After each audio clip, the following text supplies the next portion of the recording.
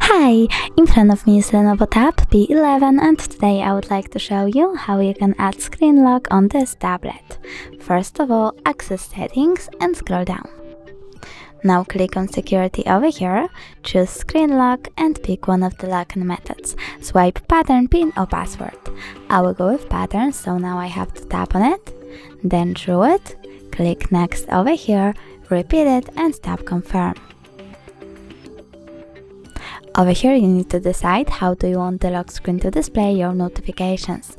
I don't want any, so I will go with don't show notifications at all and choose done. So now when I go back, then turn off my screen and turn it back on, I can see that pattern is now required. Thanks so much for watching. If you enjoyed this video, don't forget to leave a like, comment and subscribe. Bye!